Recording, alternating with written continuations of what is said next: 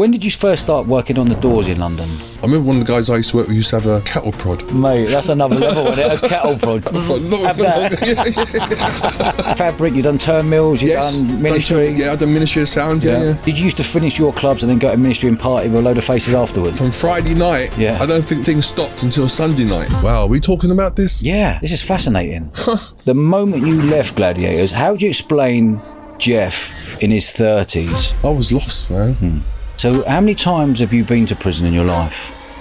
Well, I don't know what's wrong with them. Scrubs, high down. Are we really talking about this? Yeah, this is fascinating. I want to know, what led you to get to that 6 years? I still can't believe we're talking about this. No, but this is real. What happened for me to get 6 years? Yeah. So we're looking for him, find him, and we got told where he was.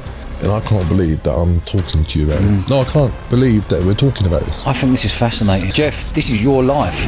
What was going through your head? I just want my money back. Yeah. Or did you know the consequences, what you were doing, what the threats you were making to him? And No. You want me to tell you the story? Yes.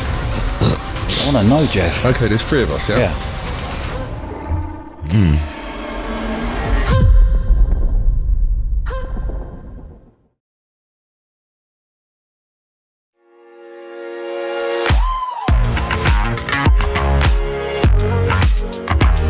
Jeff, welcome to the show, mate. Yes, thanks for having me. Yeah, really looking forward to this. Me too. Yeah, man. Let's roll the way back. How did you end up getting banged up for 6 years? I was on walkabout, like they say in Australia, and got with a few guys and got mixed up in things we shouldn't do, things you do. I got nicked for forced imprisonment and blackmail. 6 years, 4 months. Yeah. And what year was that? Over the epidemic. The COVID. The COVID, Yeah, COVID, yeah. So the first 2 years of COVID and then the year after. Okay. So what did you actually get? Was it actually 6 years in total? 6 and 4 months, and did 3 and 2 months. 3 and 2, wow. That journey though of, we'll tap back into that, but the journey of going from like a massive celebrity on TV as Gladiator, I'm sure everyone knows on here that you're Gladiator. What was that journey like in the 90s for you? Going up or going down? Going up. I grew up in America. I played American football, trying out for the NFL. Yeah. Didn't get picked as a free agent, came back, played in Europe. I was into bodybuilding. I was just about to turn pro as a bodybuilder when I used to watch the American program, Gladiators, and it used to come out at like 2, 3 o'clock in the morning on a Friday night. So I used to watch that, and they said they were looking for people to start a new program, and that's how I ended up applying for Gladiators in this country. Okay. Yeah, so that's the story as far as that. So where are you originally from? Where are your parents from? My parents are from Barbados. I was born here. Yeah. I love Barbados. Yeah, I've been there once. I was there for about a month, 2 months. I just had to get island fever off the island. I needed to see concrete. You know, it was just paradise was just enough. I had enough paradise. So I needed to see concrete. Now that's what you call first world problems, isn't it? So when you come back to England, roughly how old were you? What, come back from England from where? Sorry, when you come from America back to England? Oh, I went to America at 14. I came back about 26. Okay. Yeah. So and your world when you came back was full on bodybuilding. Yeah. Yeah, it was physical. Yeah, I was going that way. Like I said, I was just about to get my pro card, so I was heading in that direction. Yeah. Wow. Yeah, because I'd won the Junior Britain 3 times in a row. I'm the only person to do that. 78, 79, 80. I won the Teenage New York City, Mr New York City. I won a number of titles before turning pro or looking for my pro card. Yeah. But then when the job came up with Gladiators, I thought I'll use my body to go there. Amazing. Yeah. So that was like a godsend, wasn't it? When they turned up. Were you in a mentally good place before Gladiators landed on the door in the 90s? Yeah, I was in a great place. Like I said, I was competing. I went to Russia with the British team and everything else. I was on my journey to turn pro and compete for money and stuff like that. Yeah. And what was Gladiators like, to explain to the listener out there if they're a little bit younger, or even the 40, 56-year-olds who used to watch Gladiators Saturday night with John Fashanu and yourselves and everyone else. Explain how your sort of world was when you were in Gladiators. You've gone from not being a face to all of a sudden being a massive celebrity. Did you enjoy that? It was a bit weird. I mean, there was no one there to educate you or to guide you along. But within the first year, we didn't realise how big the show was going to be. Didn't realise how people were going to take us. Didn't realise where we were on the celebrity status. And I couldn't go to the supermarket. I couldn't go nowhere. Once because my Jeep was had shadow on the back, had all that shit on it. Yeah. So wherever I put it, people would wait there until I came. They would even take my number plates off Yeah. What, to nick the number plate? Yeah, number plates, yeah. Show the number plates. Yeah, wow. yeah. Wow. And how did you personally deal with that? Were you like, this is amazing, I've hit jackpot here? Yeah, I mean, the way it happened, you know, applying for the job, getting the job, going on the trials, going down to the army barracks and just going through all that, it was an exciting journey. It was an exciting journey, man. And then, you know, becoming a face, becoming someone that, you know, everybody knew, that was a great feeling. Providing you provided a challenge in the arena, it was all good. Yeah. I mean, that's what you were there for. Yeah. And how serious did you actually take it? Serious? Yeah. Gladiators? Yeah. Serious. Like super serious. And yeah, I wouldn't talk to you if you're a contestant. I wouldn't talk to you for the first week. I wouldn't talk to you until the show's over and you go to the green room, because I'm going to hurt you. Yeah. Not meaning to hurt you, but yeah. I don't want nothing to do with you, because when I see you. Okay. Yeah, because that's how it was. Yeah. We own the arena, and if you come to visit, we come to play, know what you're coming to deal with. Yeah. And that's the only thing that's missing now. Okay. Is that so you know, when you're watching it now on TV? I don't watch it. I can't watch okay. it. Okay. Have you had a little glimpse to see how much it's changed? Yeah, I have. Yeah. Okay. I've seen enough to know that, you know, they're looking for 5 to 15-year-olds. Right. Okay. So, you know, that's where they go. Okay. And when you were doing it, you were getting fellas coming on wanting to compete against you. You were weighing in at what? How much were you weighing in as a bodybuilder at peak when you were in Gladiator? I was about 19 stone. I was a lot. So that's a big lump. Yeah. But then I used to eat 8 to 10 chicken breasts a day. I used to eat a lot of food every 2 hours. You have to eat in order to get big. Yeah. If you eat like a bird, you look like a bird. You want to put on weight, you got to eat. And were you using steroids at the time? Yeah. Yeah. I mean, like I said, you know, steroids aren't a miracle drug. They're there to, let's say, help the body recover a bit quicker, give you a bit more strength, give you a bit of a kick. So when you go in the gym, you know, you can have the intensity you need in order to produce muscle. If you're lucky and you have the genetics in order to get a bounce back and get something out of it, great. Yeah. You know, you get guys that stay on it for a lifetime and nothing to show for it, really. Yeah, okay. Okay, that's because of the effort that's put in the gym. You know, the change, you don't make the change, no amount of steroids is going to make it for you. Yeah, okay. You don't sort of take them and end up like Arnold next day. You got to put in the work. How many years were you in Gladiators for? The first 3 years. Yeah. And when you were doing Gladiators, was there a point where you were like, this is my dream job, I'm going to be doing this for a decade? It was I don't know if it was my dream job, but it was one of my best jobs. Yeah. Yeah. You know, doing what I was doing and providing that excitement for people was nice. And then to get that response back was, you can't put nothing put it in words. words. I get it. I get it. But you got to remember, back then there was no social media. That's right. And there was only about 4 channels on TV. Yeah, 4 channels on telly and a newspaper. So all of a sudden, if you're in the newspaper, he's A-list. If he's on telly, he's A-list. Yeah. Yeah. Where were you living at the time? Notting Hill Gate. Okay. Yeah. Yeah. And those 3 years, what rough age were you in those 3 years? 30. I was 30 when I got the jobs at Gladiator. So you must have been at peak strength. Yeah, I was at my best then. Yeah. I was at my best. And how did it all end for you with Gladiators? I was accused of doing I used to go to a restaurant piano bar in Kings Road. Yeah, called. Can't remember now. Is it? Okay. And they said they had an undercover reporter was with me, apparently. In the toilet, there's 3 cubicles and there's 1 cubicle and there's 3 basins. Huh? Now, yes, I'm not going to say I didn't go down never. Yeah, but if I did, I would only go down with someone that I knew. I wouldn't go down with a stranger or call a stranger and say, you want to do it? You want to do it? Yeah, so they're saying that this undercover reporter was with me in the cubicle while I took out a brand new £50 note, rolled it up, said I can get any woman I want in this place. And apparently I put 2 lines on top of the toilet tank. And this is the story he ran with. Now I don't know you. I'm not going no cubicle with you if I don't know you. And if I do go in a cubicle, I ain't putting no lines out on top of the toilet tank. I'm gone, Yeah. See, we shouldn't be talking about this. No. I'm thinking about this now. We shouldn't be talking about it. My daughter won't be happy. No, but this is my point is here is what you're saying is you got accused of something that wasn't true. Yes. My point is of you getting accused of something that wasn't true. How did you personally deal with that? Wow, what could I do? You know, at the end of the day, I wasn't now let's say I had a problem. Yeah. I wasn't given a chance to go to rehab. I wasn't given a chance to, Jeff, stop doing what you're doing. There was nothing like that. They made an example of me. Okay. Yeah, I was accused of doing a line of cocaine in this place by this guy, by this undercover reporter. All the pictures they had was my Jeep outside the restaurant, and that was it. It wasn't like the guy had pictures of me. Yeah. Yeah. Yeah. But on the basis of that, and because of how popular the show was at the time, and myself, they had to make a example of you. Yeah. So they'd gone from 16 million viewers to maybe 12. That's how many people stopped watching the program. Is that right? So when you got taken off, they lost 4 million people? Oh, yeah, they lost a lot of people. Yeah. Ratings went down. There was nothing. I'm background of Gladiators. I'm the serious side of Gladiators. So once I was gone, there was Wolf, the character, and the rest. And the rest competed. Yeah. They did compete. Yeah.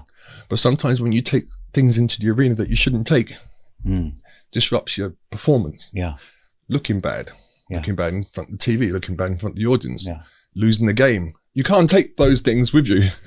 You're there to only provide a challenge, no matter how it turns out, as long as you give me some challenge. Yeah, and that's what's missing now. Okay. Yeah. So did they have a phone call? Explain to me what happened that day. Did you just see it straight in the newspaper? Like, hold on a minute, front page. Yeah, I got a phone call. Mate said, "Yo, Jeff, you seen the papers?" So it was like every Sunday, it was like, "Jeff, you seen the papers?" Like, what now, man? What now? Yeah. And there it was. Yeah. Did you have an agent to deal with you? Did you personally have any support around you to go, this is how you deal with it? No. Nothing at all? No. We had agents before becoming Gladiators. And those agents, once we became Gladiators, used to find us work as a Gladiator, but they were told we couldn't do that no more. Couldn't get no jobs outside as a Gladiator. There had to be one central Gladiator for LWT, and he took care of all the jobs. Right, okay. And all the payments and all that kind of stuff. You couldn't go out there and make your own money. Even though people wanted you out there. So how did your relationship change with other Gladiators or John Fashanu or the whole team there? Because you were a family. I remember watching it. It was literally like a massive family, right? You would think we was a family. Oh, you weren't? We got together once a year to film, live at the Hyatt Hotel, perform in the NEC Arena. And that was about it. We all lived in different places. It wasn't like as if outside of filming, outside of Gladiators, we ever met up and went for a meal and all that kind of stuff. No, we weren't friends like that. We were only friends when we came together. Yeah. But they didn't stick together. I think if we had stuck together, it'd have we'd been have a lot more power. Yeah, okay. But nobody wanted to make waves. Nobody wanted to rock the boat. So, hey, nothing to do with me. Okay. So it's easy to pick you off and you were like, hold on a minute, who's helped me? And everyone's like, sorry, mate. Yeah, I don't see no one. Yeah, okay. And then I didn't see no one for years. Wow. Reunions and everything. What? You're not inviting me? How can you not invite me? The nation must have been saying, oh, where's? Yeah. But, and then like I said, I went on walkabouts. So I was missing for a long time. So did you hit rock bottom after that? Or were you just like, right, I'm going partying? What was your world in your 30s? How would you explain your 30s? After Gladiators? Yeah. I don't know if you remember a program that used to be on TV, I don't know if it was a Western or something, and the guy he was getting chucked out of the barracks and they snapped his sword and they ripped his flaps off and all that kind of. I can't remember if you know what I'm talking about? Yeah, I do. Well, I felt like that. Okay. I felt like I was like just pushed out into the wilderness. And forgotten. Yeah, man. Okay. Did you feel lost as a character? Not as a character, as a human being, did you feel lost after that? Yeah. You're given something massive and it's taken away from you overnight. Yeah. I mean, I had to take, I remember stripping the Jeep, taking the G off the back of the spare tyre, taking the number plates off and just thinking to myself, fucking hell, man. Yesterday I was a Gladiator and now today it's like, wow. How mad's that? Yeah. And that tattoo on there, is that a Gladiator tattoo on your hand? Yeah, I just had this done. Let's have a look. I'll tell you the reason. Show the camera on there. I'll tell you the reason why. Yeah. When did you have that done? A few days ago. Did you? Yeah, Why? When I first went to the Comic-Con last year with Saracen, he was in his tracksuit, Gladiator tracksuit and t-shirt. Now I have nothing from my past and I had the prettiest stuff. I had the American style jacket made here for me with the shadow down the arm and all that kind of stuff. So, but over the years, in the dodgy places that I've been in and life as I was playing it, I've lost, stolen, whatever. So I felt naked. Yeah. So I've got something now that I'll never lose. On your hand. On my hand. Yeah, mate. So that's why that's there. Yeah. Yeah. I get it. Yeah. Is that like a sentiment to you? Go, do you know what? You can take anything away from me, but you ain't taking this away from me. Yeah. Because you were the original face. It wasn't just like you were a big lump on there. You were the character that people loved. I'd like to say I was the backbone of Gladiator. Yeah. The serious side. I mean, because most people thought that this is all a game show thing, and it wasn't. But you took it serious as a sport. No, yeah. Well, did you what happened on the show when you were smashing people? Did they say you got to calm down or slow down or anything? No. What was it with the... They would say to me, the producer would say to me, Jeff, don't get rid of him too quick. I mean, TV, people want to see something, you know, so I'd play with them for a while and then... or let them hit me for a bit. Yeah, go on. Makes it look good. How would you explain the moment you left Gladiators? How would you explain Jeff in his 30s, prime Jeff? I was lost, man. I was so lost, I didn't even know I was lost. Everything started to break down. Yeah. And then once I found myself in the trenches, they were so deep I couldn't get out. They were so long, I was walking for miles and miles and miles. And before I know it, you know, I'm sitting in a big house.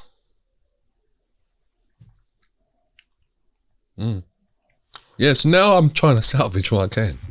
What do you mean by the big house? A prison. Okay. Yeah. So how many times have you been to prison in your life? The first time I went was, first time I went, I was 40. Take your time, Jeff, man. I was 40. Take your time, bud. Yeah? Oh, yeah, take your time. And it was the day, well, I don't know what's wrong with me. It was the day that the planes crashed into the towers. Yeah. And people were 2001. talking. Yeah, I was in the courthouse, yeah. And after she sent me down, I was getting ready to go on the van, yeah. And I'm watching the TV monitor, and I can see the planes flying into the building. I think I'm watching a film, and they're saying, "No, this is happening in America." I was like, "Oh, fucking hell!" That's the day that I went to prison for the first time. I was quite excited actually because, you know, seeing prison on TV and all that kind of stuff, like a porridge and stuff like that. Yeah, so I was like, I didn't know what to expect. And when we arrived there, they put me in a 6-man dorm, so it didn't seem like prison because it was like we was in the dorm sort of thing. But the next day they took us to the wing, and when I got to the wing and the door opened, and I stepped onto the wing, and that's when I saw the tears and. Then I had the real vision of prison, yeah, but it was kind of an adventure for me, really. What did you get put away for then? First time? Yeah. Oh, I think it was like credit card fraud or something like that. How long did you get? Oh, only a couple of months. Okay. Yeah. What do they call it? Shit, shower and shave or something? Quick thing. I'd rather not do too much. I'd rather not do one night. Yeah. That's a long shit shower and shave for me, that one. So before you got to prison, in your 30s, I still want to understand what you were like as a person, what you were like as a person in your 30s. How were you earning a pound note? What was going through your head? Did you get bang on gear at the time? I was bang on gear. I was bang on coke. I was selling a bit of coke. Yeah. Just doing what I could for, you know, to not only support my habit, and then, okay, I've gone from this to smoking it. So smoking what, crack? Yeah, so now you're talking double the amount of money, and, you know, God, I never talk about shit like this, but yeah. Anyway, so yeah, I've taken my Rolex down to Victoria, I think it was, pawn shop. I'm thinking, right, I'll pawn it, come back and get it. So I got $1,000 for the Rolex. I've gone. I'm blazing, living the life. I ain't got the money to go and get the watch out the pawn shop. So it's gone. You know, when I think to myself, when I think back of what I was doing, how I was living, and terrible behavior. Yeah. I don't even know how. Wow. Yeah. Terrible behavior, man. Things that I don't think about no more. I completely eliminate anything that's negative in my mind. I don't worry about nothing no more. Yeah. don't have control of it. I ain't worried about it. Yeah. I'm not worried about it. Like I said, I'm here to salvage what I can of my life, myself, and put things right before I go. Because I don't know when I'm going to go, but going soon, mate. Yeah. The man's turning 64 this year. I don't even know what's 64? Don't even know what's going on. Yeah. Are you 63 today? I'm 63 today. I'll be 64 in July. Yeah. Jesus. Wow. Yeah. Wow. Wow. Okay. Yeah. I was thinking like 50, 51. I ain't just saying that. You're in proper good nick. I feel like I'm 50. Sometimes I wake up and I feel like I'm 60. But, okay. You know, my head, I'm still 30, 35, 40. Same. I'm still, maybe I didn't grow up. I don't know, you know. But that's because people do say to me, Jeff, where do you get the drive from to train? And I don't know. I've been doing it all my life. If I'm not doing it, I don't feel right. Did your drug use speed up after leaving Gladiators? My drug use started in America. I was in America when they had the epidemic, when they had the crack epidemic. Okay. Yeah, I was there in the 80s. That's when I first started smoking. Is that when you first started smoking crack? Yeah. So how old roughly would you have been? I was like 17 or something. Fucking hell. Okay. Yeah. So, you know, and you don't know what madness comes with that. Yeah. Until you take that journey. Yeah. And when I was in America, they don't play in America. They don't play in America. I was living in the Bronx. Yeah. You know, you can be in the wrong block and be in trouble. You get me? Mm. So in your 30s there, it's obviously from 17 you've been using. Were you using cocaine on any of the sets you were at Gladiators? On Gladiator itself? Yeah. No. Again, I've spoken about this before, but don't want to talk about it again, but I will talk about it. We had a dab of bass, speed in the morning after breakfast. 14-hour day. It's 2 shows a day, a long day. Yeah. So, and that was it. Yeah. You know, we're gone for the day. That's one way to get through your day, isn't it? Yeah. I mean, you know, I remember one time a producer called me into the office and he said to me, he said, Michael, I just got your test results back from medical you had. And he said, your body's like a pharmacy. Is that what he said? Yeah. Mm. Yeah, I suppose it was. Like in the first year, you know, we were there. No, we wasn't being drug tested. We were from the bodybuilding world. You know, you wanted people that looked like us, and you know, it was only until the first year had gone, and then they realised how big the show was. Yeah, how big it had become. Yeah. So now they had to put lockdowns on things. Yeah, drugs and steroids and stuff like that cannot be part of this no more because kids are watching this. Yeah, kids are growing up with this. Mm. So then these guys have to be clean as white as snow. So I'm the backbone. I'm the face, let's say, outside of Wolf being a character. And they get rid of him because he did this. I'm sorry. Yeah? No. That's the way it was. And I don't blame them. I don't blame them. Do you have any regrets that's gone on back then when you look back and go, fuck, if I hadn't got caught with that, I could have gone for 5 or 7 years? Or do you think the fame, the clubs, the girls, was that all part and parcel of the fun being in your 30s, I guess, isn't it? Yeah. Mm. Yeah. I mean, you know, people are giving you things. Example? You know, the leather that went in my Jeep was called Shadow Grey Leather. Bam, I got it for free. Got 5 grand of Alpine equipment to go in my Jeep because I took pictures with the people on the stall at the NEC. You know, now I can't even go in and get a packet of tissues for free. Box of batteries. Do you know what I mean? Yeah. That's the difference.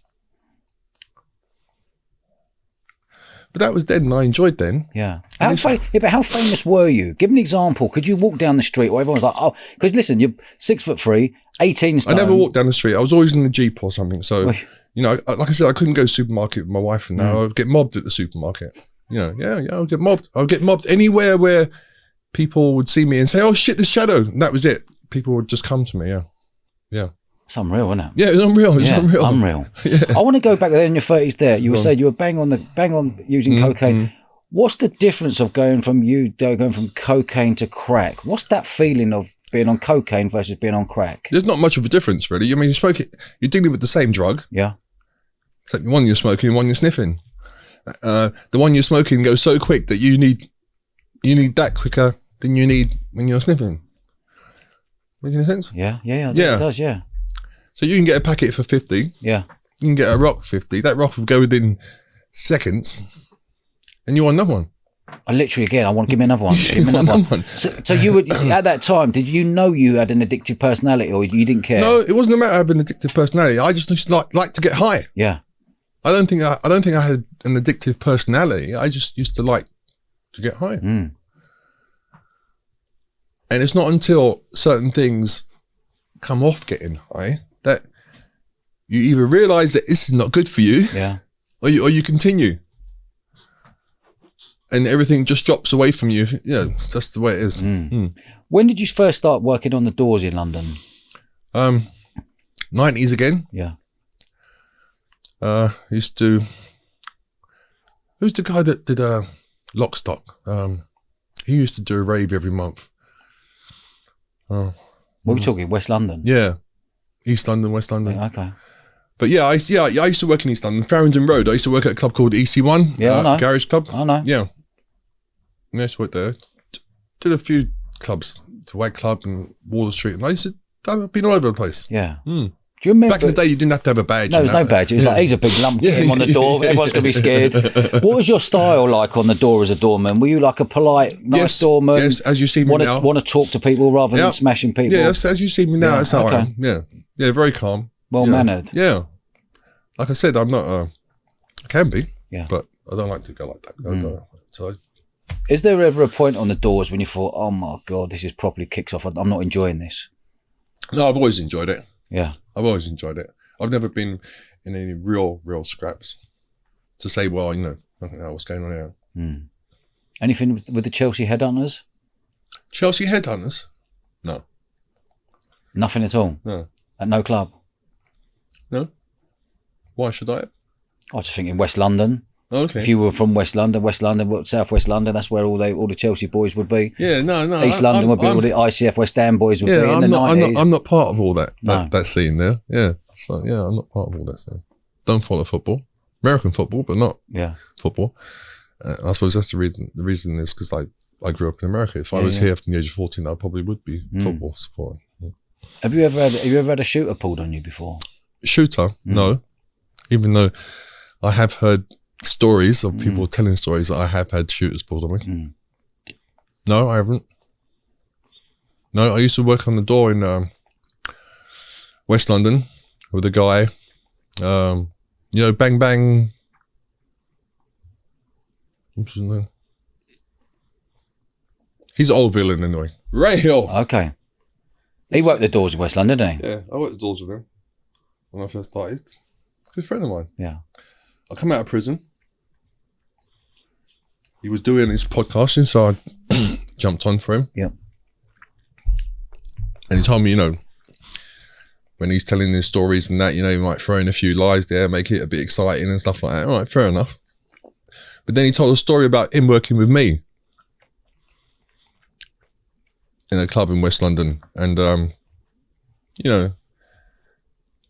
he made up a story saying that he came into a room or something and someone had a gun in my mouth.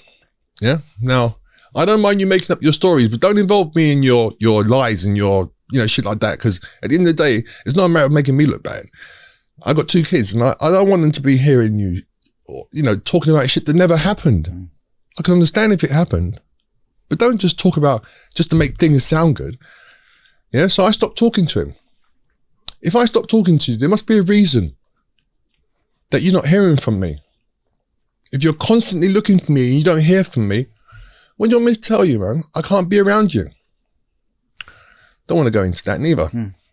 Are we on the right journey here? Are we going in the right direction? No, there's no direction. It's just your life. It's interesting to find out. Okay. I think people are really interested about the door work as well. We've done the Gladiator. Yeah. The door work. How many years you were on the doors floor? I was on the doors for a good few years, but most of the clubs I worked were nice enough. I'm not saying that they weren't fights and stuff like that, but it wasn't no war zone. I didn't work in war zones. I tried my best not to be in a club that was a war zone. What's the point? I'm not there to fight. I want to have an easy night. Yeah. Get paid and go home with something. You know what I mean? Yeah. Do you remember how much you used to get an hour back then? A door? Yeah. I think it was tenner. Tenors, wasn't it? Yeah. I think for the night it was like 80 or 90 quid or something. That's good dough back in the day, yeah, of course it was. In the 90s, there was plenty of money around the 90s. Loads of money around the 90s, wasn't there? They've taken this, the cash has gone out of the system now, which is painful for everyone. People can't just do a bit of work. There you go, mate. There's 300 quid. Do a favour. There's none of that anymore. No. It's gone. Yeah. Can you remember a list of, I'm just really going to your mind here. Can you remember a list of clubs that you worked at? You talked about the WAG, you talked about EC1, you talked about... I'll have to really rack my brain. I can't, I'm not a very good at remembering names, but I mean, anywhere, most of the clubs in the West End, I've worked. Old Street, what's that club in Old Street? There's a big warehouse type place down there. I know what you mean. Yeah. I've been a few places. You've done Fabric, you've done Turn Mills, you've done Ministry. I've done Ministry of Sound. Yeah. So back in the 90s, Ministry was the daddy, right? Yeah. One of the places. But did you used to finish your clubs and then go to Ministry and party with a load of faces afterwards? Yes. That was how it went. Yeah. From Friday night, I don't think things stopped until Sunday night. Yeah, mate. I mean, you might go and have breakfast Sunday morning and then go to all-day raves Sunday daytime. Yeah, madness. The weekend used to be mad. Yeah. Good times. Good times. Really good times. What was the club? What about the Arches? Arches. You used to go to the Arches? I think I've been there. Yeah. Didn't work there. Did you ever go to the Gas Club? Yeah, Gas Club I've been. Yeah. Legends. What's that bird? That page 3 bird? Oh, yeah. Samantha's and I know. New Bond Street or something like that. Yeah. I think I worked the door there. Is ya? I think I actually worked the door there. I see a guy that I was working with get his face. The guy came up to him. This is the guy I'm working with on the door. I'm on the door. He's on the door. Yeah. And touched him on his face. And all of a sudden his face just opened and the blood was just coming out. He opened his face with a Stanley knife. Yeah. He literally just went up to him and opened his face. For no reason? Or I don't know what what was going on with them two. Yeah, but that wasn't nice to see. No, things like that are not nice to see. And to think it happened to anyone. You have to be careful. You have to be a nice guy, but you have to be firm and let people know, you know, okay, yeah, you might be a lump, but you're a nice guy. Yeah. Don't make me get, you know. Anyone with the right mind will see you on the door and go, mate, don't piss around. Just if you want something, do it. If you give it to him, have it.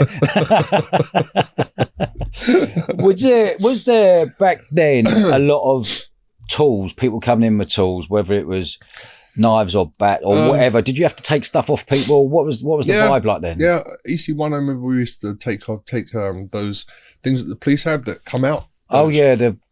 That metal thing that comes out. Yeah. Just take them off. But they used to have springs on them. They weren't like a solid piece. It came out as a spring. So knuckle dusters. Yeah. Yeah. Those little clubs, little leather clubs. Madness. Anything and everything. Yeah. I remember one of the guys I used to work with used to have a cattle prod. Just there by the door.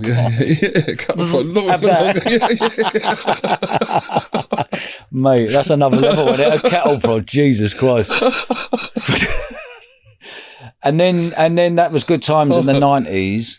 When you were 40, what roughly year was that then? 2001. Yeah. So the whole of the 90s for you was partying and fun, clubs, nicking a pound note, doing whatever you had to do. Did you have a wife, relationship, kids back then? Was that the start? Yeah, I had kids, didn't I? Kids were born when I was, I think, 34. So I got 2, that's it. Yeah. Twins. Lucky enough, a girl and a boy. Happy days, man. That's the dream, innit? Yeah, so I'm good. I'm blessed, yeah. And they're doing great. My son's in Thailand at the moment. He does MMA fighting. Does he? He's out there training. And my daughter's a boss. Is she? Can't really talk about her, but yeah, I feel like people working on this. That's quality. Yeah, in London. Yeah. Must feel proud, man. Yeah, I'm over proud, man. Yeah. Yeah, they don't need me for nothing, but you know. You're there. Yeah, I'm there, yeah. Yeah. Do they know that? Yeah, for sure. I make them know that, yeah. That's quality. Yeah. And then when you got banged up for that first time, you're in your 40s, going to the Nick, you did like shit, shower and shave for a couple of months.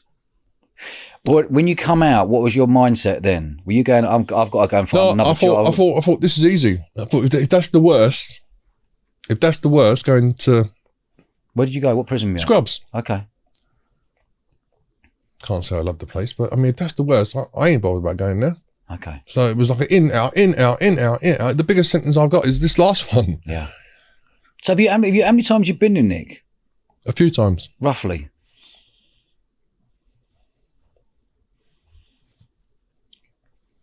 I don't know. 6? Was that a number? In the beginning, like I said, credit card fraud, shoplifting, all kinds of stupid shit, just drug money and all that. And started serving up. Got into it. Fucked on it. Prison. And here I am today sitting with you. Yeah, mate. Some journey, man. Yeah. Some journey. Yeah. Not many people come back from it, but and like, you know. Did you get caught up in using too much crack that you got to a point where you're going, what is happening in my life? I don't think you stop to think, you know, what's happening in my life. You're too busy thinking about next fix and a bit of money, you know, too busy planning tomorrow morning. Yeah. Yeah. So it's not something that you sort of... Was there people, did you have people around you who go, hold on a minute, Jeff, mate, mate, you need to see someone, or you got to stop, mate, or there's no one... No. Was people... People like that I couldn't see. Why? Because you knew they'd be on your case? Yeah, not only that, I didn't, you know, I was looking like fucking deaf, like, you know what I mean? I couldn't let them see. I couldn't see them. Yeah. It wasn't like I could go visit them in how I'm looking, because they'd look at me and think, oh yeah, Jeff, man. What's happened? Yeah. Yeah. So I would stay away from everybody and just be with all the devils. Do you know what I mean? Just be with all the, devils, man. And nothing goes on in that world, do you know what I mean? It's all dark. All dark. Mm. Everybody's just out for that. And that's it. No matter how you get it. Get it. Wow. Mm. How much do you reckon you were using, how much are you spending a day on crack? Oh, it depends.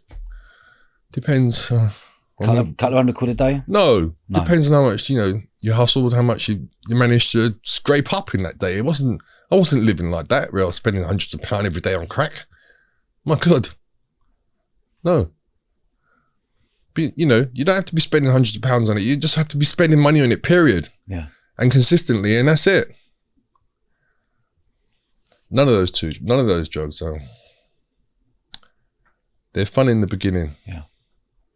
But they leave you in a terrible place if you continue. And you make them the be and end of it all. Nothing else is important other than that. You're in trouble. And if you're surrounded by people who are on the same journey, hey, you're in trouble. Yeah, come with me. Mm. Yeah. And the ones that would love to take you out of it, see that you're so far in that all they can do is look at you. Mm. Yeah. And I never know one look at me like that again. Yeah. Good for you, man. Mm. Do you remember being a big lump, and then if you're using so much crack, you're going to lose a stone, 2 stone, 3 stone? I had closed. I used to think to myself, damn, did I fit in this? Like, fucking hell, what's happened here? I literally forgot how big I was until the times came when I put something on or something, and then realized, my God, man, I had forgotten how big I was. I was so small for such a long time. I've forgotten who I was. I've forgotten who I was, man. Yeah. Anyway. So did you give up training when you were using so much? Didn't even train. Clock? Did you not even think about it? No. No time to go train. Because to train, you got to eat. I need money for bank time money. You know what I mean? Yeah. Your mindset is just on that. Just every wake up day, I need crack today somehow. Come on. You got to get money. First thing, you got to get money. Yeah. Anyhow you can get money. An example? Still borrow. Example how you get money? Well. Did you used to lie a lot? Yeah. To get money? Yeah. Do all kinds of things to get money. Yeah. Do whatever to get money. And the easiest way to get money without having to put myself on offer, without having to go out there. So if it meant lying, I'll lie. Yeah. Yeah? Yeah. And then afterwards, I'm going to tell you, listen, I lost that. Can I get it again? Do you go back to the same geezer and say, mate, I've lost it. Can you it's like that. Do us another favour? I'll pay you back in a month. It's like that. Oh, mate. Yeah, terrible. It's terrible, man. Yeah, it is terrible, isn't it? I've got a mate of mine now that wasn't he's working as a roofer and all that kind of stuff. Keeps telling me he's having packets, and I said, yo, told you when we come out, man. I told you from the beginning, mate. You start that, you're gonna, you were doing it before you went to prison. If you start that again, anyhow you start it, just start it. You're gonna go. Yeah. And he's having trouble now himself. Yeah. He's got problems, so those problems are making him do it even more. But I can't help you, man, and don't tell me about it. I don't want to know nothing about it. Because I told you. Yeah. So for you, your attitude is, I've told you, I've walked away, I've done my bit. Yeah. Okay. So if you're dealing with anyone listening out there who's got an addict or a friend, you got to let them hit rock bottom, or you've just got to say, I've done my bit, it's up to you what you're doing, and step away. It's hard work trying to help somebody that doesn't want to be helped. Yeah, okay. Yeah? If you ain't ready to give up, you're not ready to give up. No amount of 12 steps, no amount of this, that is going to help you. If your head is not correct and you don't change the way you think, you're not going to give it up. Because you got so much problems out there. The way you live, the people you live with, the job you got, the job you haven't got, the bills you got. You got so much that you're supposed to be dealing with. But the only thing you can think about is that. Wow. Wow. So you're suppressing everything. Yeah. Did your wife and your kids see you in this period? No. Did you want to see them in that period? I used to be scared to see them. Because what am I doing, man? Yeah. Can't see no one. You're ashamed to see them. Wow. Yeah. Yeah, but there's people out there that choose that life. Maybe they don't have nothing else. Maybe they don't want nothing else. But once you latch onto something like that and you don't have a knowledge system, or support. Yeah. Or the knowledge. Yeah, it wasn't as if you could find out. No, and who does that? Who does that? Who does that? And you outside, you're seen as this big, massive, strong fellow who was polite, kind, hard as nails behind it if you pushed him. But deep down, did you just feel like a kid inside? Where you would I feel lonely, I feel trapped by this drug. What are those? I'm trying to understand the feeling. Yeah, on the drug. The feeling of it. Or is everything just pushed, when you're using it, is everything just pushed away? Yeah. Okay. Yeah, because you don't have time to think about normal day stuff. Your normal day stuff, get up in the morning. Wow, are we talking about this? Yeah, this is fascinating. This is fascinating. Yeah, and you wake up in the morning, boy come, right, what are we doing? Oh, we go to Tesco's. Early in the morning now, people are still wiping the coal out of their eyes. Yeah, staff will walk around like zombies. Go straight to the drinks hall. Fill up a life for bag. Yeah. There's big bags? Yeah. Just fill it up. With? Bottles. Take all the bottles off the shelf and fill it up. And then walk out. I can't believe we're talking like this. They're so in shock. Well, they can't believe what they've just seen. Yeah. And it's early in the morning. But we used to do that on the regular. Until my man got caught. And they said to him, where's your friend? Shadow. When they told me that, I was like, what? So all this time, they knew who I was walking in there. It's me thinking I must be invisible or no one's recognizing me. And everyone can say, oh, no, it's not. And look what you're doing. That's how some days would start. Because if it wasn't done, you were going to be sick. Yeah. And to be sick is not nice. What, to be sick in terms of if you're not getting your hit? Withdrawals, yeah. Withdrawals. Yeah. And what's that like, that feeling of having withdrawals of crack? Not of crack, of heroin. You move on to heroin. Jeez. And how do you take heroin? God, man. How on earth do you take heroin? Are we really talking about this? Yeah, this is fascinating. I want to know. Is that the one with the spoon? Yeah, you cook it in a spoon. I don't. That's people that inject it. They cook it in a spoon. Okay. I don't inject it. Yeah. I smoke it on either in a spliff or on a foil paper. But yeah, first time. I can't believe we're talking like this. But first time, I was high off. I was high, and someone said to me, "Jeff, try this. Calm you down." Spliff. So took a few pulls. Felt calm. Gone from being skied up to calm. So what was that? Oh, I put some thing in it. Now, I never knew about sickness or people get sick if they don't have it and all that kind of stuff. I must have gone for about 6 months. Every time I smoked, right, I would smoke that to come down, to relax afterwards, not knowing that this thing's poisoning me. Yeah. That soon, if I don't have this thing,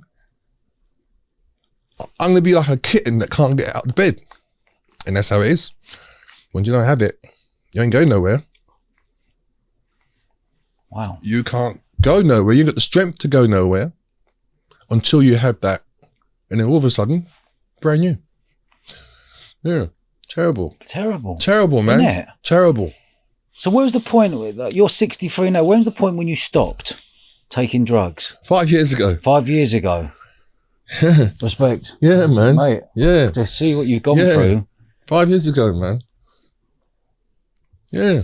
So was that when you, like, you're talking your 40s, was 50s in and out of prison as well? What was the longest stint you did in prison before you got the 6 years? This is the longest. This 6 years. 6 years longest. And before that was what was the longest?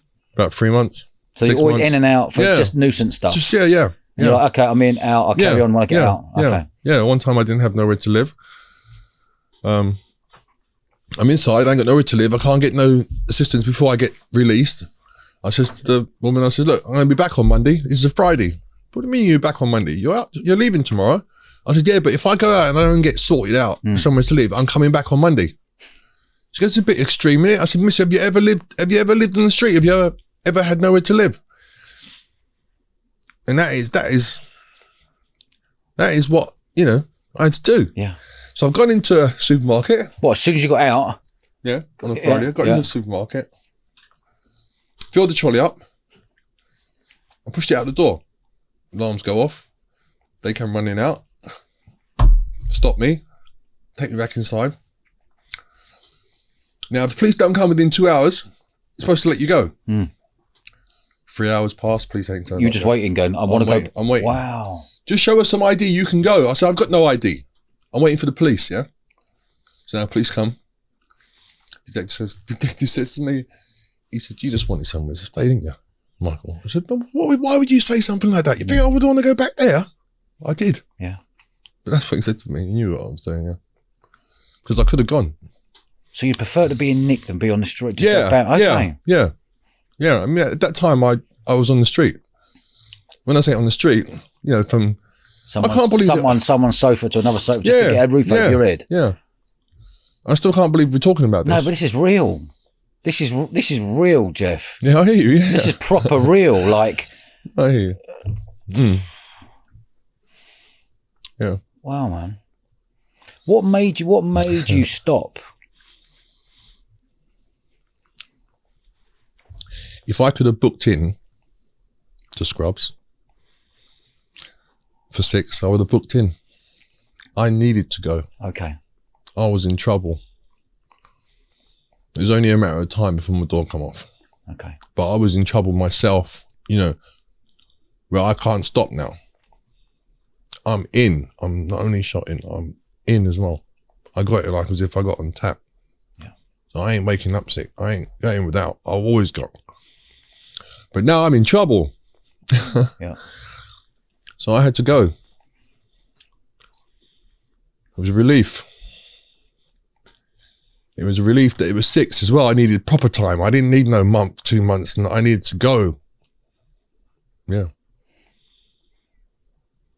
That's where I'm at. A new man. Yeah. I don't say that lightly. No. I'm serious. I hear you. I'm serious. No, I hear you, mate. And I'm hungry, man. Yeah. Hungry. I can see. I'm running out of time as well, well, mate, man. I see. Yeah. So in 2021, Tell me what you got banged up for. Tell me that day when you got banged up. Tell me First that day time? with what happened. No. The last time? The big one. When you got the 6, you go, Oh. I'm going to do 6 years. I'm happy. Him up there has actually saved me. I'm going to do 6 years. What led you to get to that 6 years? Okay.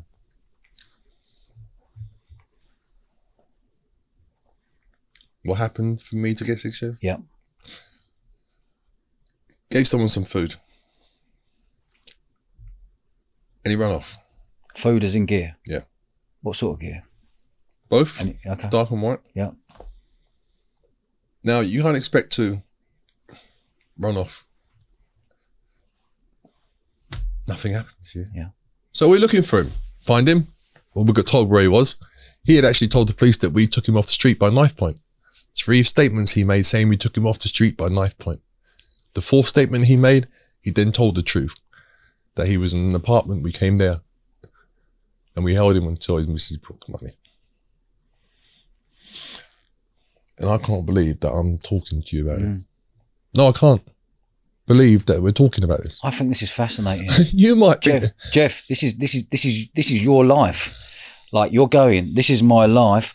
And like you said a minute ago, I've got the rest of my life to live because you'll feel like you're back. Yeah. This is my future now. Yeah. You know, but it's important that it's important that you get this off your chest and people know what went on. Yeah. You know? But the relief of getting 6 years, were you in the dock going, thank you very much, I've got to get off gear now, I've got to stop everything, my life has got to stop and I've got to change? Yeah. Yeah. Like I said, that was what I needed. I needed to go for a good time. I mean, I needed to go away for a proper hit. Yeah. Because going for a month, 2 months is nothing. Well, you didn't learn for the other 6 times, was it? In, out, whatever. It's nothing. Yeah. It's nothing. It's absolutely nothing. And I can understand guys that get institutionalized, you know, get stuck in that. But they spend half of their life in prison. That's a shame. To waste your life and to be sitting in prison. And it's not nice, man. You get used to it, but it's not nice. When that day when you put the guy in the room, what was going through your head? I just want my money back. Or did you know the consequences, what you were doing, what the threats you were making to him? And no. Did he get slapped about? I was working for someone else. Yeah. So it wasn't my money as such, but it was your job. Yeah, to get the money from you. Yeah, to give to my man. As a debt collector. Yeah. I give you the gear. Yeah. You run off. So you got to pay for it now. Yeah. I don't care how you pay for it, either that way or that way, but you have to pay for it. What do you think? You're going to just go? Yeah. Have a good time and nothing's going to happen to you? Anyway, so yeah, we found him. You want me to tell you the story? Yes. I want to know, Jeff. Okay, there's 3 of us, yeah? Yeah. 3 codees, my 2 codees. One of the codees brings this guy in and says, good guy, blah, blah, blah. Yeah, he's going to join us. Fair enough. We give him the work. He's gone. I think he's out there doing his hustle and everything. He's out there smoking somewhere. One of my codees, who brought this guy into the fold, he knew where he was all night. But he knows that we're all looking for him, but he's acting like he's looking for him as well, but he knew where he was. He was in his house. The only reason he told us he was in his house, because in the morning, when we went to his house, his bird said to him that the geezer tried it on with her. So now he's upset this guy tried it on with her. Okay. Now he tells us the geezer's in my house.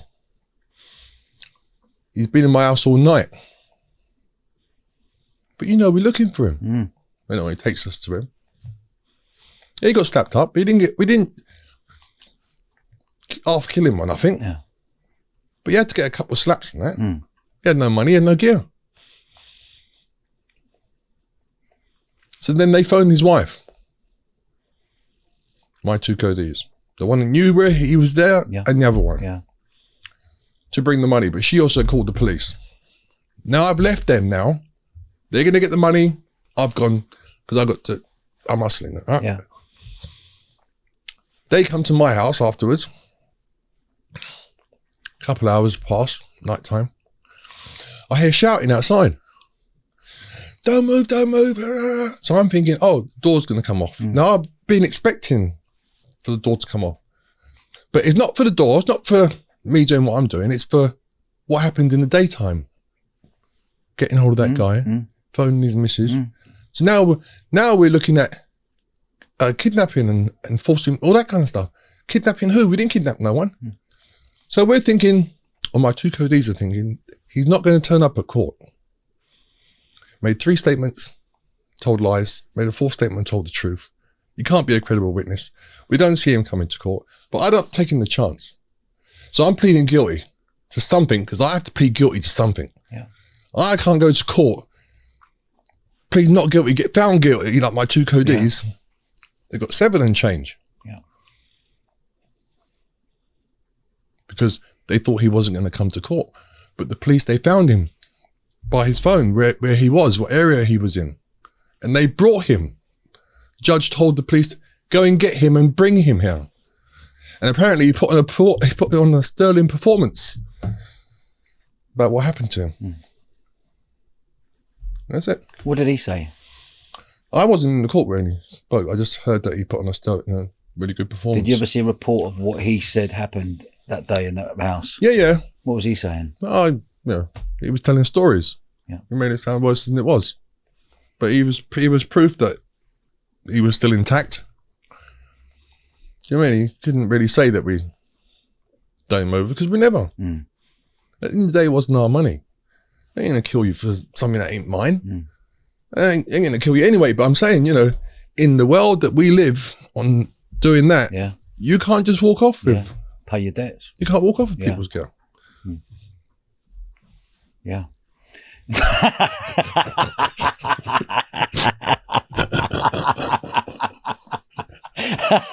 Oh, God. But you look at this, right? Like silver lining and all that. Yeah. Whatever happened that day, it was going to happen at some point. Yeah. So you must look at it and go, do you know what? Godsend. Godsend, thank you. I'm not happy with what happened going on there. Whatever, you might be upset with the guy or whatever it may be. You've actually gone, godsend. Thank you, Lord. You've actually banged me up for proper 6 years. Yeah. Now it's time for me to get clean and get my head right. Get my head right. Yeah. Good for you. Yeah. The thought of, can't believe the guy's out. He's out there walking about and I'm sitting doing 6 years. Yeah. How does that work? Yeah. But, So how hard was it to get off the gym? As soon as you went in, Nick, is there more drugs in prison than there are on the street? There's drugs in prison, but not drugs that you would get out on the street. Okay. I mean,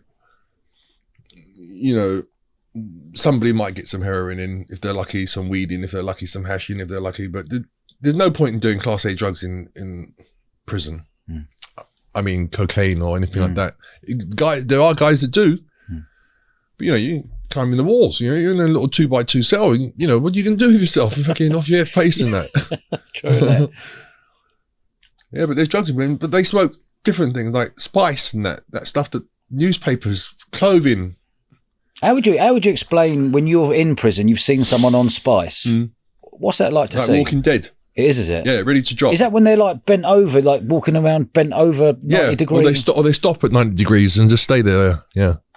I remember I came out of my cell one day and a guy that lived like three doors down came walking along the landing and he goes to me, which way is the stairs? I said, you just passed the stairs. And you live down there, you just passed the stairs. But he was off his face on rice. Or they drop. And everyone's shouting, man down, because just drop. Code blue, and then everyone, everyone running, screws running, nurses running. Yeah, because spice apparently it's fucking. Sorry, let me swear. It's fine. It's alloy cleaner, rat poison, or they're soaking all kinds of stuff. Yeah. But that's what they used to get high. What prisons were you in? Scrubs. Yeah. High down, and then Ford. I went to Ford to open it. Yeah. Yeah. How long were you in Ford for? The open one. I've been the last 8 months. Did you ever find when you were in prisons, like being a big lump and a face, that people wanted to have a pop at you? No, never. Never at all? No, never. I'm very quiet. I'm not surprised as well. I'm very quiet when I go to prison. Okay. Yeah. Well, just do your thing, head down. Yeah, I don't have it with no one. The most, I might sit outside my cell on the cell or something, but I'm very quiet. I don't have it with people. So if people wanted to come and have a chat with you, just like yes or no, or would you? Yeah, unless I know them. Yeah. You know, I'm not go there to make friends. Yeah. I don't know. Out of all the guys, you know, that I did on my journey, there's only 2 that I still talk to, that I still have it with, that I met inside. Yeah. Are they out now? Yeah, they're out. Yeah. Yeah. Yeah. Yeah. What did you focus on when you went inside for the 6 years? What did I focus on?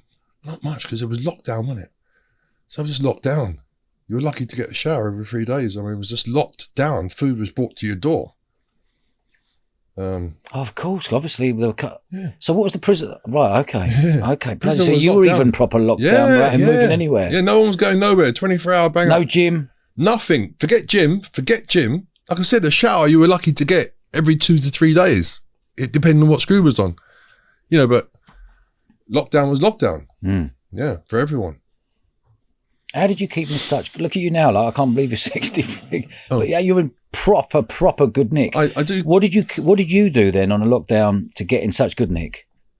Obviously, you had a base of unbelievable physique anyway, but sit-ups and push-ups and stuff like that all day long. Yeah, because there was nothing else to do. I mean, how many press-ups would you do in a day? Roughly? We would aim for 1,000, do 500, then do 500. Yeah. Aim for 1,000 days, so you get like 7,000 for the week or something like that.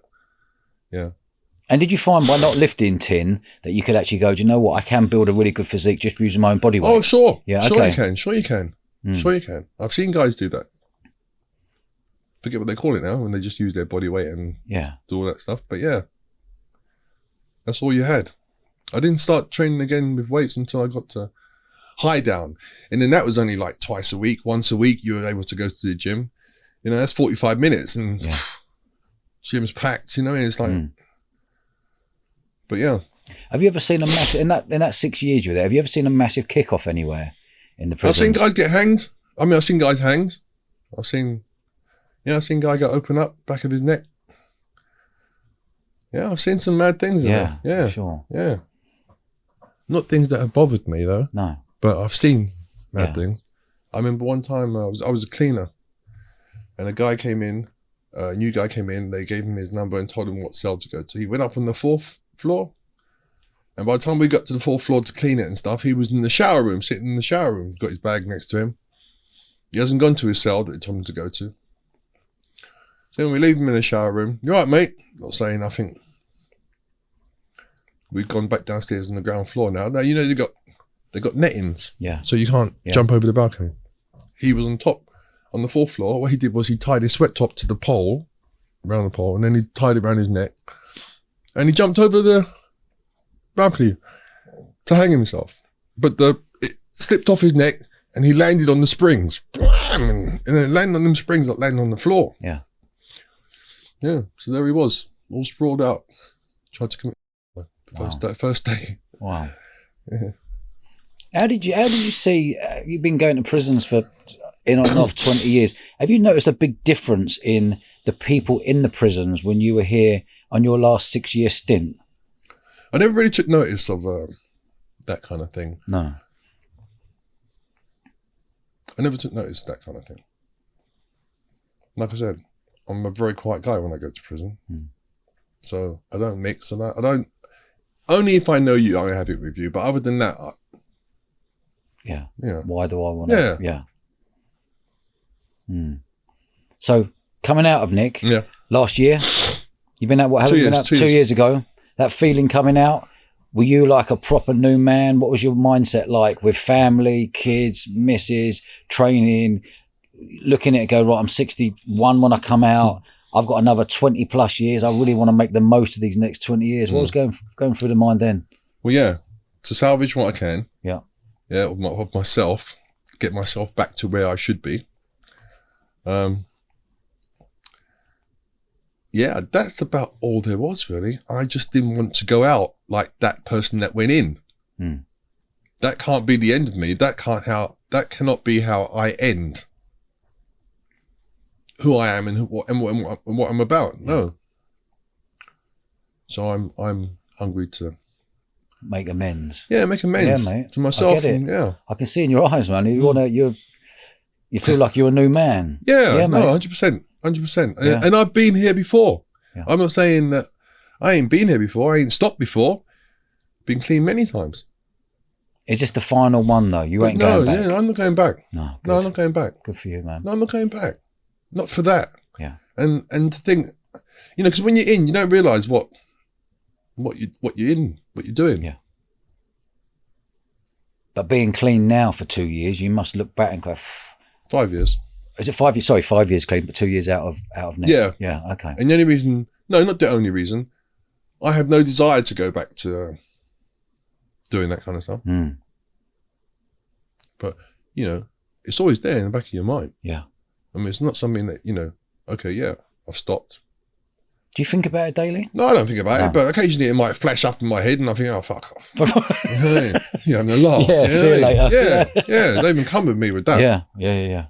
Or, you know, if someone that's doing something, I said, no, mate, not interested, bro. Do you know what? I think the future's massively bright for you.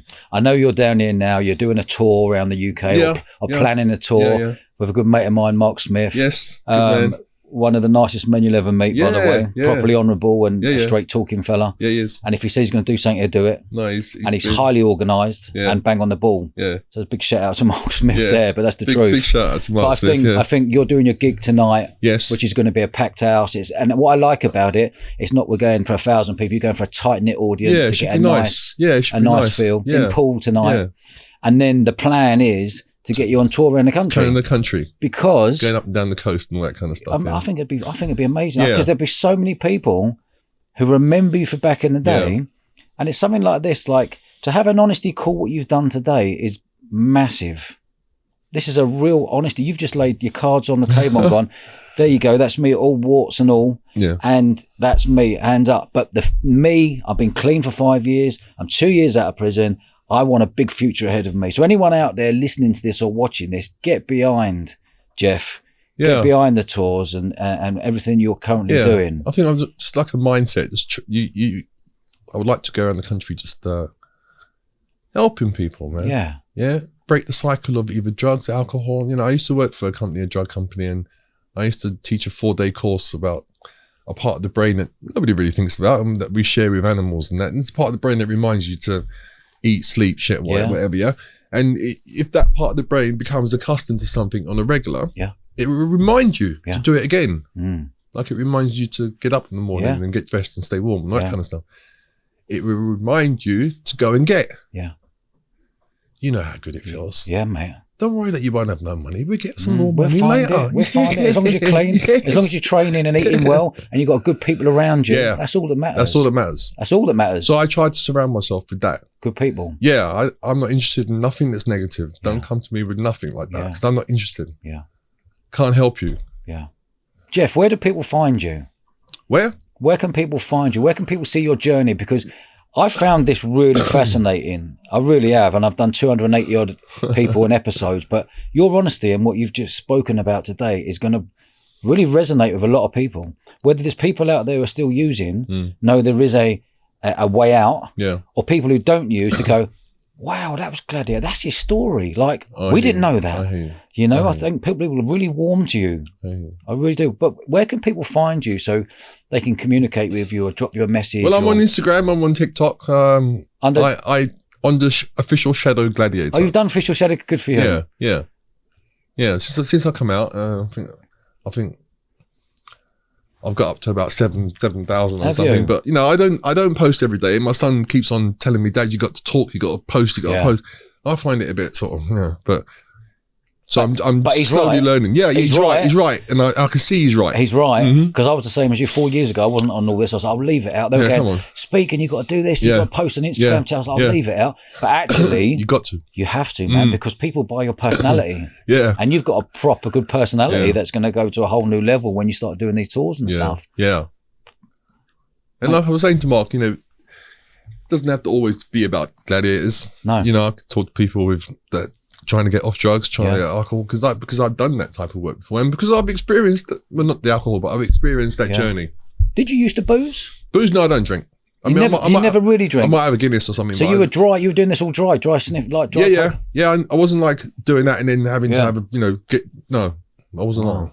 Wow. Yeah, I don't like to drink. I've got drunk a couple of times. I don't like to get drunk. So Yeah, I don't drink. Yeah. A Guinness, I'm safe. 3 Guinnesses, I'm finished. Done. Yeah. Jeff, mate, you're a proper gentleman. Thank you. You're a proper gentleman.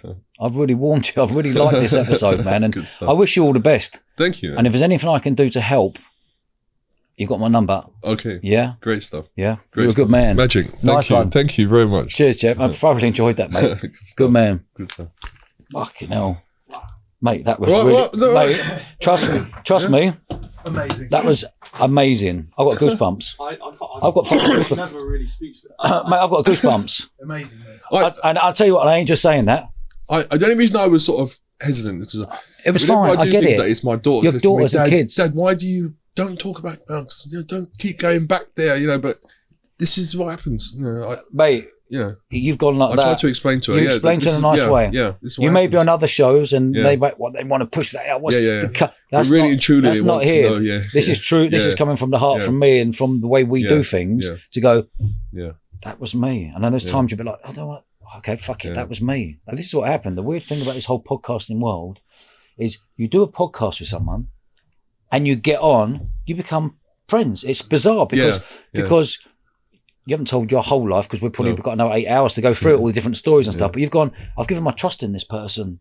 Do you know what I mean? And the bond, well, you know what it's like. The bond you get with someone after, it's like, it's nice. It's nice. It's been game changing for me because I'm helping hundreds of thousands of people if they've been using drugs. If someone's on here going, this is what I did, this is a way out. Or someone was a footballer and they're talking about, you lot out there, there's 1,000 kids out there, I'm not going to make it. You think you're going to make it, but you're not going to make it because of this, this, and this. It just opens people's minds. Or if you're an entrepreneur or billionaires, this is how I run my business. Be careful of that snake and that. And it's helping people, whether it's mental health or just life skills. You know? I like to have chat. I like to talk about things like that. Yeah, same. Because I've experienced them. It's easy for me because I'm comfortable with that. Yeah, I can't believe 63. Incredible. That's fucking like another. That's another. It's like you're rebirthed again. You know what? All those years, fuck it. I'm 40 again. It's just a number. Fuck the passport. And he's lean. I know. I can see. No, I can see. I can see. He's lean and athletic. Jeff, did you say you ate 10 chicken breasts a day? I used to. 8 to 10 chicken breasts. So I used to eat 2 chicken breasts every 2 hours. With rice and potatoes and stuff like that, not just by themselves. But yeah, that was my kind of diet. But that's the only way to get big, isn't it? That is the only way to have apart that kind of size. Well, You just won't get that big if you don't eat. Have you got any? Because you've done a lot of drugs, whether it's brown, crack, cocaine, steroids, weed, whatever, speed. The people I've had on, who were in their 60s, who were ex-doorman, very different. They're different to you, but I've had ex-doorman on who were gangsters, jacking up, boom, don't know how much they're putting in.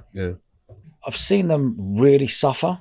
Okay. When they come, I see a massive change when they've just hit their 60s. Okay. Have you noticed anything? With people? With just yourself, like, oh mate, I've taken a lot. Or do you feel like? Oh, are you asking me? Do I feel like the after all the drugs I've taken, I have an effect on me now? No. A little bit, maybe.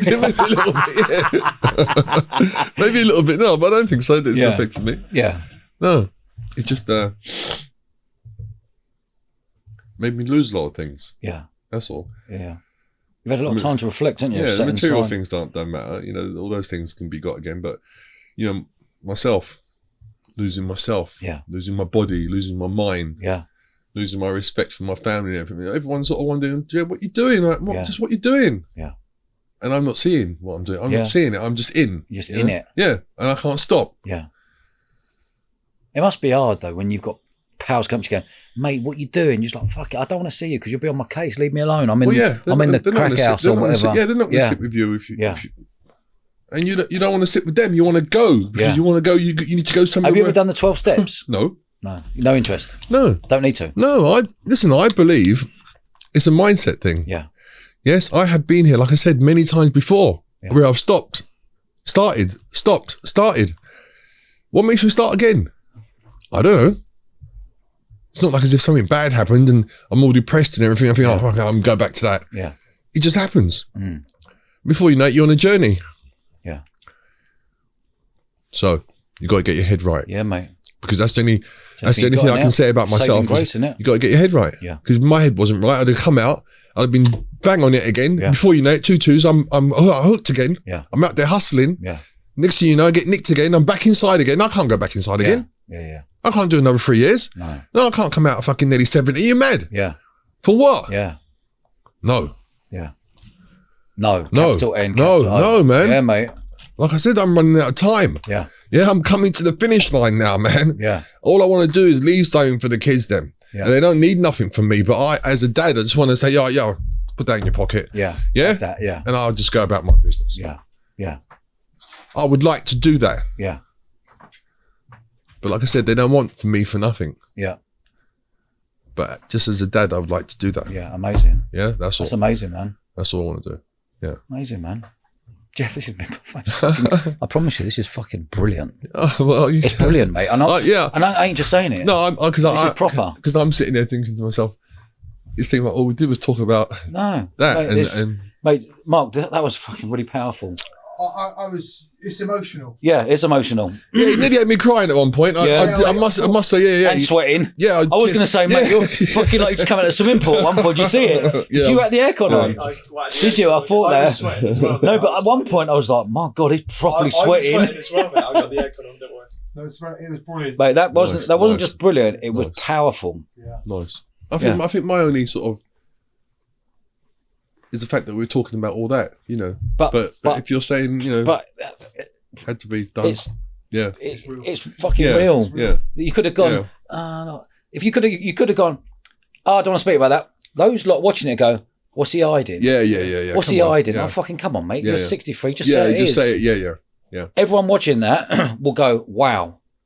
Yeah. Fact. Thanks for watching, guys. If you'd like to see someone on the show, leave a comment below. And if you haven't already, do us a favour, show us a bit of love, press the subscribe button, and it allows us to grow the show even bigger and bigger each week. Nice one.